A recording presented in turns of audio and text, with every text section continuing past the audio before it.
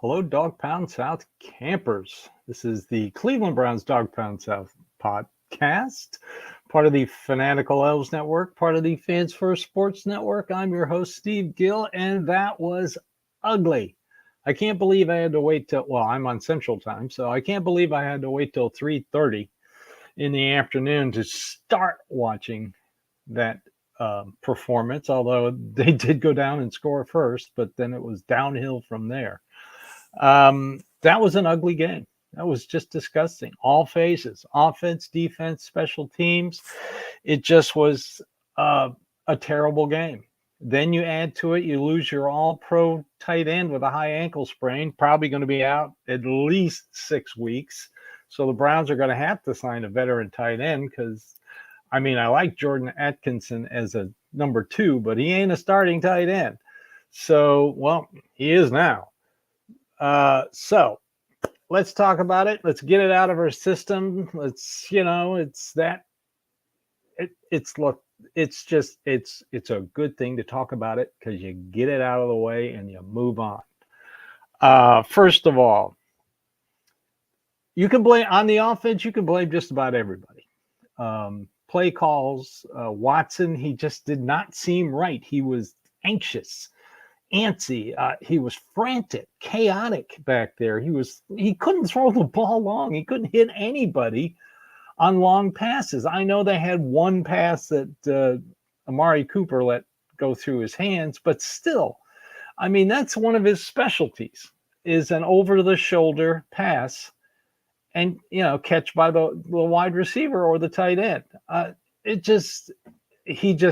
quick passing, and he just missed people.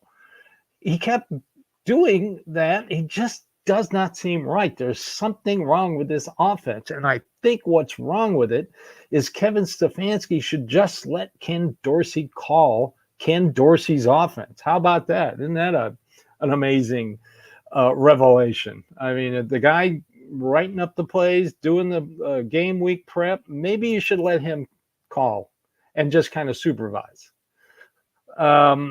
Running game? What running game? Yeah, I know that the stat line says 93 yards, but that was mostly Watson running for his life.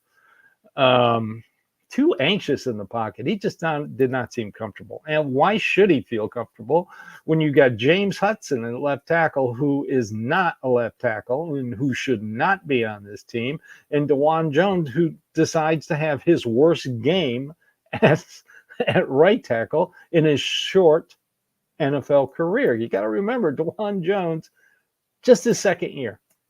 He didn't even completely play all his rookie year because he got hurt. And this blame I'll put on Andrew Berry. As all of you know, if you've listened to me, I am not a fan of James Hudson. I'm just not.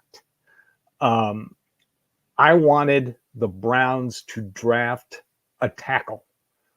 I didn't care what round it was. You could have picked one up in any round. You bring him into camp. You let him compete with James Hudson. You say goodbye to James Hudson. I mean, look at the left tackle for Dallas. Guy's massive. He's a big guy, but he only played 14 games in college, and they were all at right tackle. And add to that, he didn't take up football till his senior year in high school. He did pretty well. I mean, the Browns had no answer for the Dallas pass rush. None. 6 sacks, 17 pressures.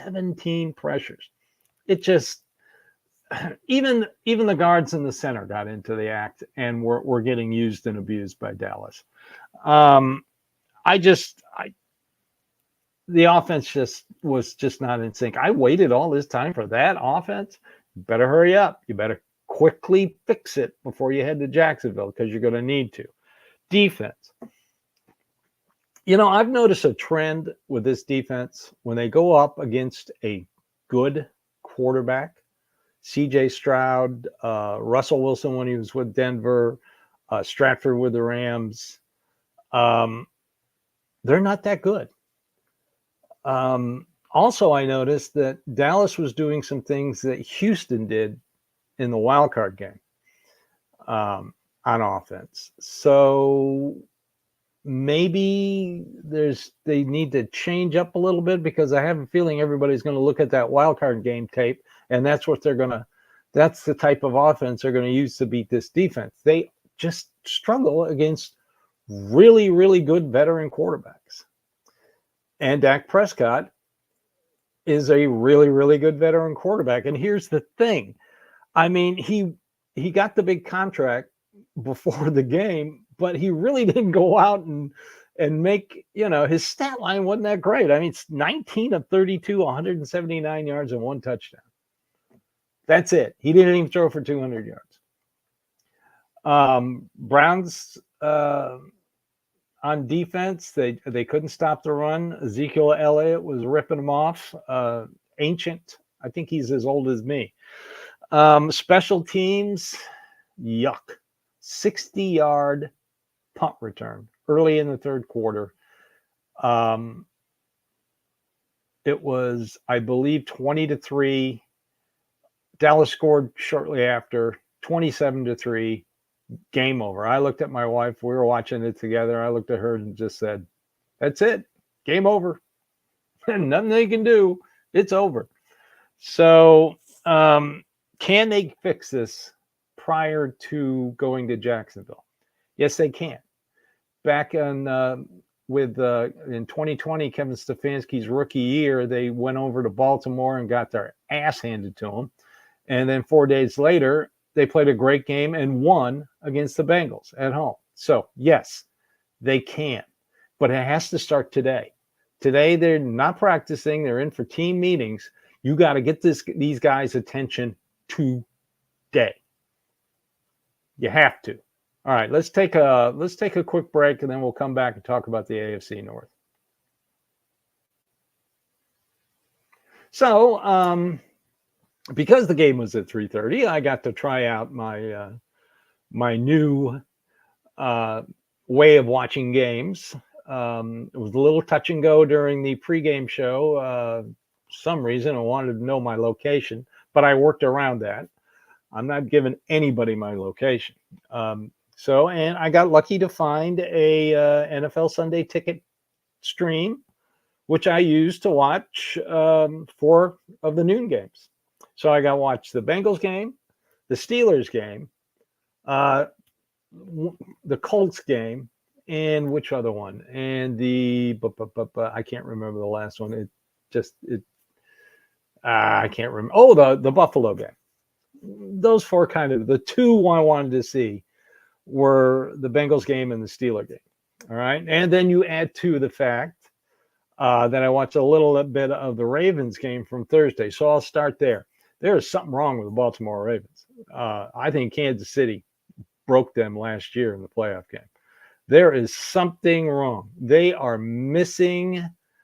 They're missing the defensive players. It looks like they're missing the defensive coaches. Their offensive line is a total mess. When you replace a right tackle in the middle of the game, I wish the Browns had a backup left tackle. I would love to have James Hudson replaced during that game. And Lamar Jackson just doesn't seem comfortable. He's missing wide receivers. Derrick Henry, you're going to run him out of shotgun? Put him in an I formation. That's where Derrick Henry is his best. But still, Lamar Jackson led the team in rushing. All right. Pittsburgh. Pittsburgh is the only team in the AFC North 1-0, and they didn't even score a touchdown. Nothing but field goals. Their defense is still good, even without Patrick. Even without they're older, and it's just their offense isn't the greatest in the world. Their offensive line is a little bit shabby. Their running game isn't great, but their defense is legit. That's what I was hoping the Browns would do to Dallas yesterday. Dominate and let the offense get what it can. But then again, Pittsburgh got lucky. They're playing Kirk Cousins, who is not the greatest quarterback in the world. So they are now 1-0. And Cincinnati. Oh, my God. They had a problem last year with their secondary. So they upgraded their safeties by getting Geno Smith from Baltimore. All right, they're going to have a great secondary. Now they can't stop the run. And they've got a dumbass for a head coach. I mean, he punts. It's fourth. I believe it was 4th and 5 late in the fourth quarter. They punt the ball back to the Patriots with like 2 minutes left in the game. And what do? They run it right down their throat, go down, and win the game. I hope that Nick Chubb, when he comes back, it's week 7. The Browns 7, 8, and 9 have 3 games at home before the bye, and the first game is against the Bengals. I hope that's the game he comes back and dominates. So let's look into the future a little bit here. Got to fix it before they go to Jacksonville. This is a must win. The only good thing about losing to Dallas is because it was an NFC team. It wasn't an AFC North or an AFC team. Those are your first tiebreakers. So that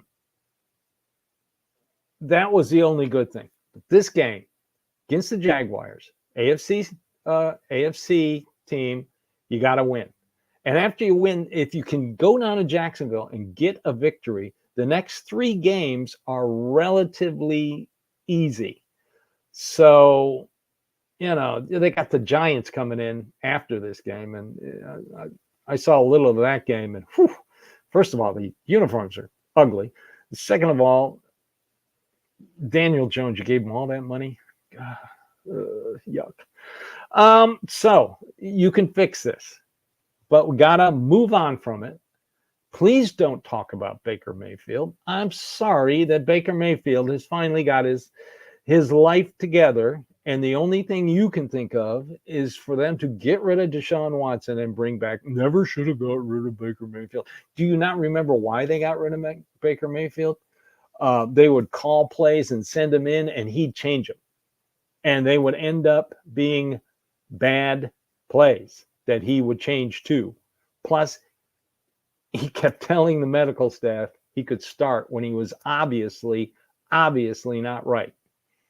So don't ask for Baker. Why don't you ask for Jacoby Brissett? He looked great against the Bengals. Let's bring him back. And no, they're not going to bench Deshaun Watson for Jameis Winston. They would have to go like over. And simply, you can't get rid of him. Not now. You got to wait till after the 2026 season to get rid of him. If you do it before then, you're going to do what Denver is doing. And Denver went with Bo Nix as their draftable as their quarterback, and they're in for a long season, and they were on the hook. They're on the hook with a lot of dead money. So that type of cut can send a franchise back longer than Deshaun Watson's contract. Okay, so he's not going anywhere. They're not going to bench him. No, you can't have Baker Mayfield back. No, you can't sign Joe Flacco back. This is what we got. And right now, the fault lies with the coaching staff. They did not do a good job of getting any phase of this team ready for a week 1 opponent. They did nothing. Special teams coach didn't do anything. Defensive coaches didn't do anything. Offensive coaches didn't do anything. This team was unprepared to play week 1. And that's the first time I've seen this in a long time with a Kevin Stefanski team. Going back to his first game in 2020 against the Baltimore Ravens was probably the last time I saw a team this unprepared. And last year when they hosted Baltimore, they did a quarterback change with 45 minutes before kickoff. Totally ridiculous. So let's just move on. Let's focus on Jacksonville. Let's get this team right. It's got too much talent to lay this many eggs, right? Okay, so this has been the Cleveland Browns Dawgpound South podcast, part of the Fanatical Elves Network, part of the Fans First Sports Network. I'm your host, Steve Gill. We do these shows because we're fans just like you. So I thank you for subscribing, listening, watching, and following. And one last thing, go to our website, go to our Facebook page. There's a link to our new sponsor, Hemisphere Coffee. I am a coffee snob. I used to own a coffee shop. I know how the relationship between a very good roaster and where they get their beans, the farmers. I know that relationship is so important for making great coffee. And Hemisphere, they shake the hands of the farmer, and I believe it. So give them a try. I still think they're doing the 3 bags or a 5-pound bag, and you get free shipping. All right. So everybody, have a great day. It's just calm down, and everybody, go Browns.